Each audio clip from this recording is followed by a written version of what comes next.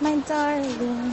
Kimberly Rivera deserted the Iraq War 2 years ago. Today, the 26-year-old is fighting in Toronto to keep her freedom. I cry almost every day just because I know how blessed I am. But even with the blessings of friends and family, her liberty may soon be ripped away. Canadian authorities have rejected Kim's request for refugee status, making her the first female U.S. soldier to be deported back home. So what I face going back is a separation from my family and imprisonment that is ultimately inevitable. Holding her Canadian-born infant, Kim and her husband Mario have used YouTube to appeal for asylum. This is a personal post to Canada's Prime Minister, Stephen Harper. Her husband Mario may also face time in jail, and the children may be taken away from them and put in foster care. Kim is among the 8,000 U.S. soldiers who have deserted since the beginning of the Iraq War. She fled the U.S. Army just 3 months into her tour, refusing to take part in what she calls an illegal and immoral war.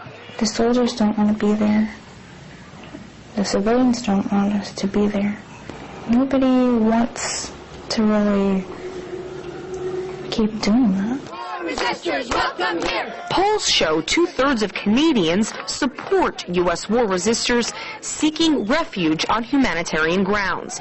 Last year, the Canadian Parliament passed a non-binding motion granting asylum to deserters. Since then, the country's immigration minister has rejected 7 refugee applications. It's a stark contrast to the days of the Vietnam War, when Canada was a refuge to more than 50,000 draft dodgers. Many believe the present-day minority conservative government doesn't want to risk upsetting Washington. Some 200 U.S. soldiers resisting the war are reportedly believed to be living in Canada. Kimberly is one of 5 facing deportation in the next 2 weeks. Their return home and potential punishment would take place under the new leadership of President Barack Obama. The U.S. Commander-in-Chief has been heavily critical of the Iraq War, a stance which was central to his election campaign. Fresh on the job, America's leader has recommitted to a 16-month troop withdrawal from Iraq, as well as ordering the closure of Guantanamo Bay.